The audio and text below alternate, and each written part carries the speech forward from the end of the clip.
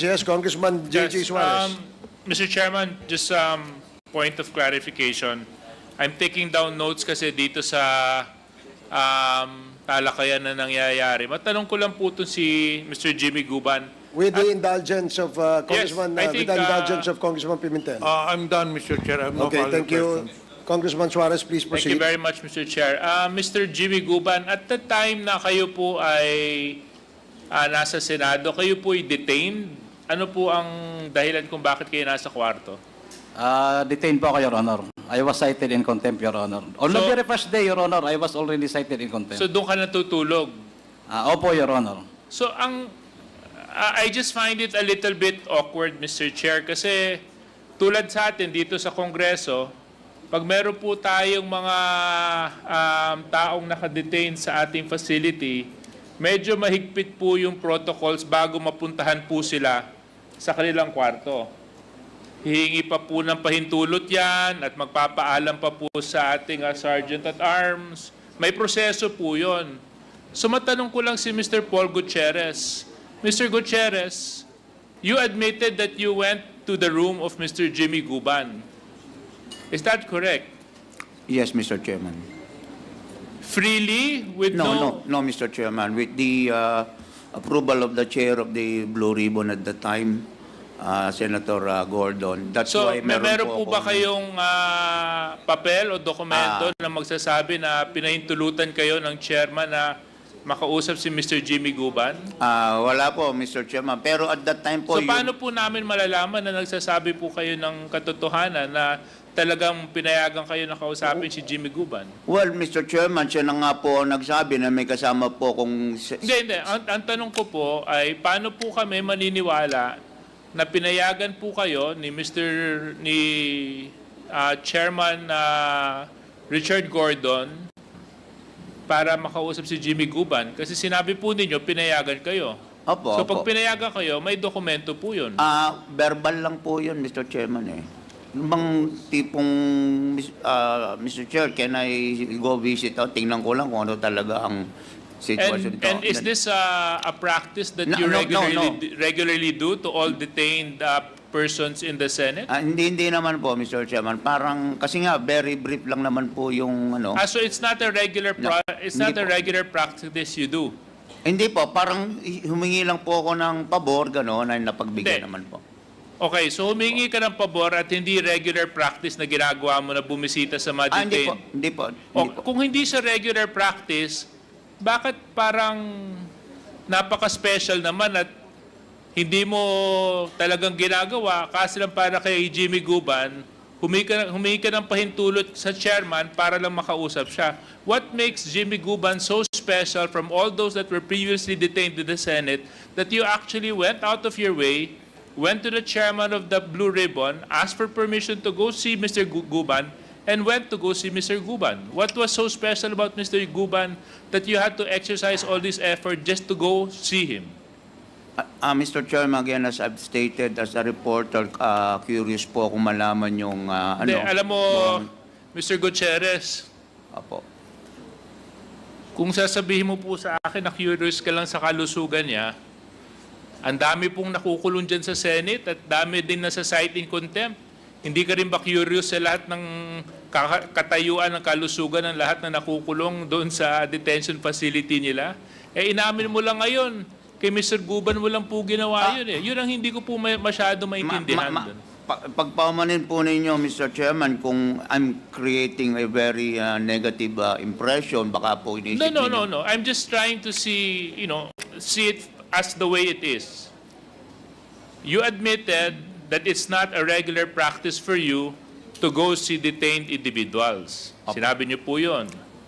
However, in the case of Mr. Guban, you went to go see the senator, the chairman, which is not easy to do. Humingi ka ng pahintulot, nakausapin siya, binigyan ka ng pahintulot, sinamahan ka, at si Mr. Guban ang kinausap mo. Kasi lang hindi mo talaga ginagawa ito eh. Ang hindi ko po masyado maintindihan, bakit sa lahat ng mga tao na nandoon, na nakukulong, na nasa cite in contempt, kay Mr. Guban mo lang po na ginawa yon. Yun lang po ang hindi ko masyado maintindihan. I understand, Mr. Chairman, pero at the time po kasi particular po yung ibang, kumbaga po yung kaso kasi masarap pong sundan eh. When you're there from the day one, di po ba yung panahon po na Ganito na lang, binuksan sa tapusin MIP yung na ano lang po. natin yung kwento sa may interest ka sa kaso, gano'n. Maganda po yung kaso. Maganda yung kaso. Maganda po yung kaso. In fact, dala ko po rito, Mr. Chairman, with your kind permission, and I believe I've already submitted all of the articles I wrote at the time dito po sa atin pong secretariat. Pamani na lang po kung kukunti po ang dala ko pong kopya ngayon. And from there, you will also see na hindi po malabong magalit po sa akin si Mr. Guban at magtanim siya ng galit hanggang ngayon sapagkat wala naman po talagang akong naisulat na maganda po hinggil sa kanyang mga ginawa at mga pangyayari sa custom ng mga panahon na yan. Anyway, yun lang po, Mr. Gutierrez, ang tinatahi ko lang po dito sa mga notes na ginagawa ko. Opo. Kasi doon sa kwento na nangyayari, yun lang po yung hindi ko masyado matugma. Parang special case lang po itong si Mr. Jimmy Guban. So, Mr. Jimmy Guban, other than Mr. Gutierrez, was there any other personality that went to go visit you while you were detained at the Senate facility? No, except my family, Your Honor. So maliban sa pamilya mo, si Mr. Gutierrez lang. Your Honor, siya lang. Then the later part, Your Honor, inalaw naman na yung iba ko. Of course, yung lawyers, then other relatives. Okay. Maraming salamat. Yun lang po, Mr. Chair. I just wanted to get that clear. Thank you very much. Mr. Chair. Mr. Chair. Very, very quick. yes, With the indulgence of Congressman Congresswoman Jinky. Yes, please proceed. Yeah, very, very quick. In relation to the question of DSJJ, I'd like to ask Jimmy Guban. Jimmy, matatandaan mo ba ilang minuto o ganong katagal yung pagbisita sa'yo ni Mr. Paul Gutierrez? Your Honor, few minutes lang ho. Few minutes? Okay. Mr. Paul, Mr. Chair, I'd like to ask Mr. Paul Gutierrez, following the logic and the line of questioning of DSJJ, sabi mo, you went beyond to source out your information because maganda para sa yung story niya. So, you were there as to what? Just simply ask him his condition, di ba? Tama po ba yung pagkarinig ko? One of among the things, Mr. Chairman, na Were you trying to do a exclusive interview with Jimmy Guban? Opo, Mr. Chairman. And in fact, wait lang. in my... So, yes. Thank you, Mr. Chairman. Okay. Go ahead po. Di ba, as a media practitioner, it takes some time to require o to nakadetain po siya, di ba? Opo. You should, hindi ba, so ibig sabihin parang ano po yung pagbigay sa iyo ng permit na bisitahin si Jimmy Guban? Did you ever mention to the chairman, for example, that you will be seeking an exclusive interview with Jimmy Guban? Ang natatandaan ko pong sinabi ko po is, Sen, baka pwede ko bang masilip si Guban no? Tingnan ko nga kung totoo bang Well, may sakit to. that would constitute lying to the chairman of the Blue Ribbon Committee. If you are indeed, wait lang, if you are indeed seeking for an exclusive interview, it will take more time than ilang minutes ba ang Jimmy Guban yung ano mo? Your Honor, few minutes. Few minutes. Opo. So ibig sabihin, now you're telling me that you are trying to seek an exclusive one-on-one interview with Jimmy Guban kasi masyadong masarap sa'yo, sa word mo, masarap ang istorya, and yet hindi mo sinabi sa chairman ng Blue Ribbon Committee na yun ang gagawin mo, and yet hindi mo sinabi dito sa committee na ito. Ang sinabi mo originally is gusto mo lang bisitahin si Jimmy Guban dahil gusto mo lang malaman kung ano yung kalagayan niya.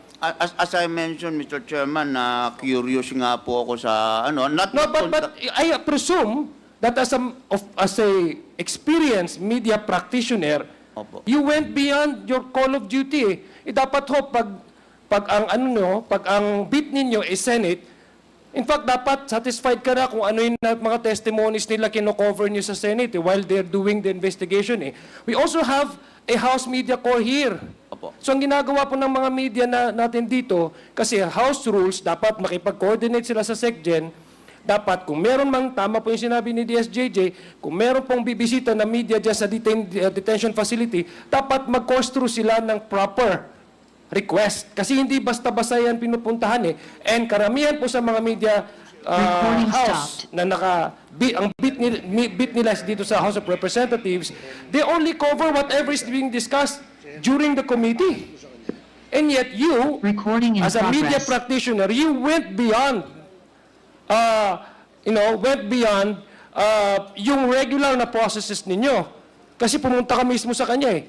Kasi sinabi mo, gusto mo lang batiin at tingnan yung kalagayan niya. And now you're telling me, based on what I ask of you, will you be doing exclusive interview? Sabi mo, yes. Ilang minutes lang pala yung mo dun eh. Can you actually extract information by just simple, kumusta na yung kalagayan mo? Or if you're really wanting to do an exclusive interview with him? Mr. Chairman, among the critical question lang naman nga po na tinanong ko sa kanya, ano ang gagawin niya kung inilaglag siya, kung siya ang idiin, hindi share to. At sabi nga po niya sa akin, hindi po pwede, mas marami akong alam sa kanila.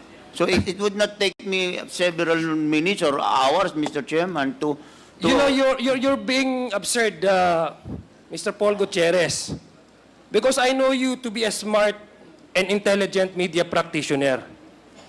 You would not do that to seek for a one-on-one interview. Just simply to ask the person, kumusta ka at for several minutes. Alam mo, marami po kami dito na i-interview ng matagal. Lalo na pag one-on-one. Hindi po ilang minuto lang po yan. And if you're really interested in knowing his condition, you should have asked the Senate physician. Why go to his room? Why? Can you kindly... Yeah, please. Why? Tell me, because hindi namin mapagtagpay yung rason mo.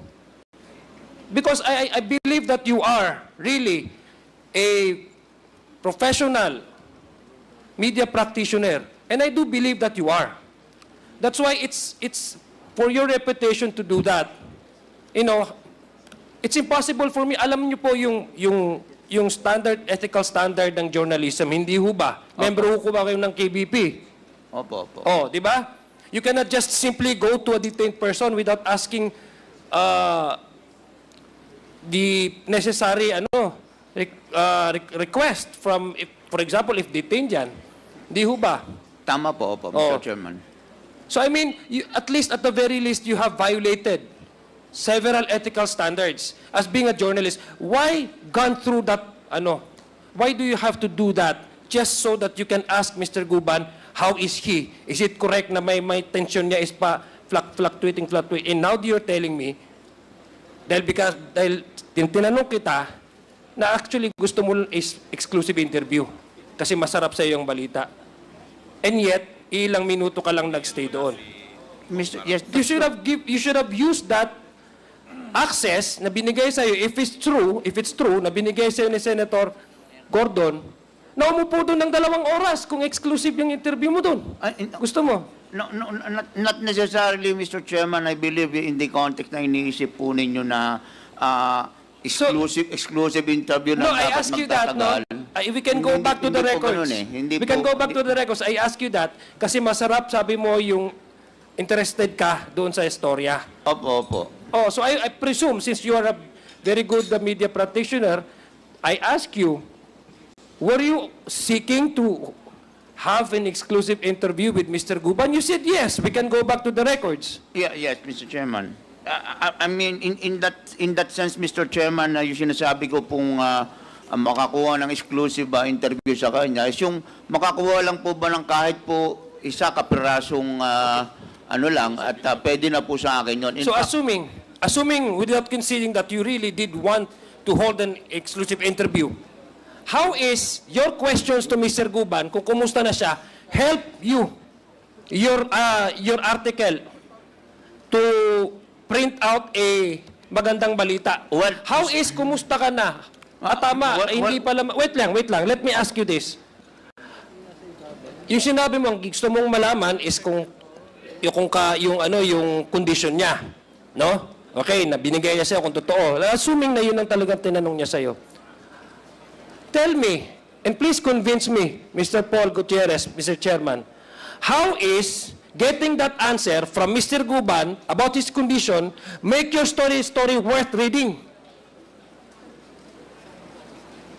Well, Mr. Chairman, again, with your kind indulgence, Mr. Chairman, nandito naman po lahat ng mga artikulong nagawa ko. No, you answer my question first before I will My read answer to your article. question, Mr. How Chairman, is knowing his condition make your story worth reading to the public? Because, Mr. Chairman, after seeing his demeanor at the time, I'm convinced na hindi po totoong masama ang kanyang kalusugan.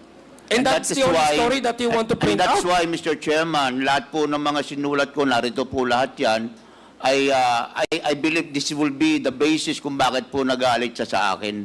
Ilang minutes po? Dahil nga po, nilagay ko po dito, ako rin po una nagsabi na ilalaglag po niya si Colonel Asierto. Ako rin po ang... Yeah, Mr. Chair. Thank you, Mr. Chair, for that. I just want to press on that issue because I want to go with, I want to at least, try to understand the circumstance between the meeting of these two.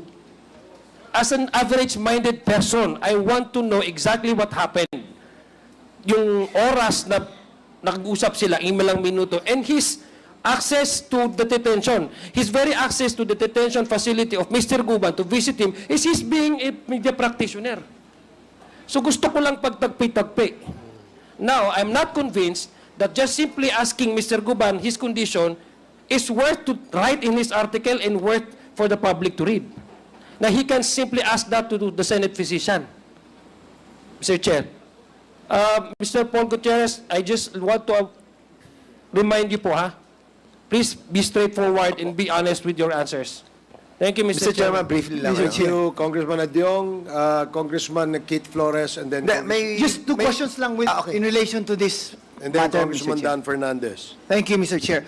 Mr. Chair, I would just like to know how long Mr. Paul Gutierrez has been covering the Senate. Thank you for the question, Mr. Chairman. Actually, I brought with me here...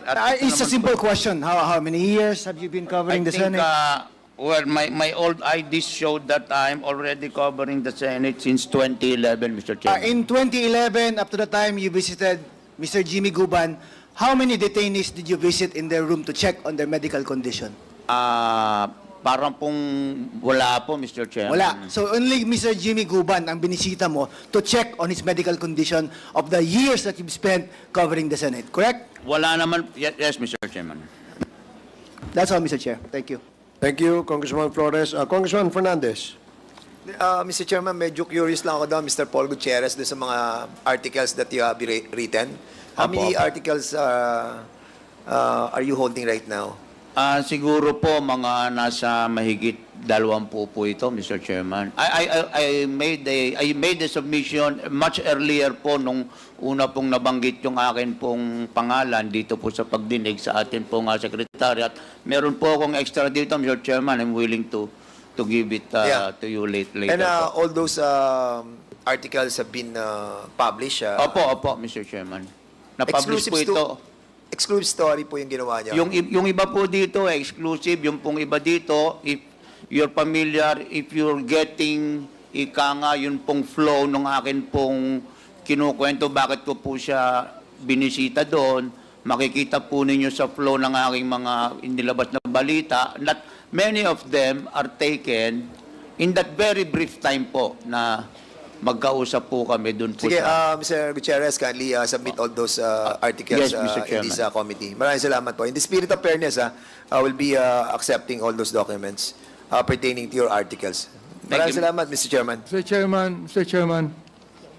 Yes, thank you, Congressman Fernandez. Congressman Chair. Abante.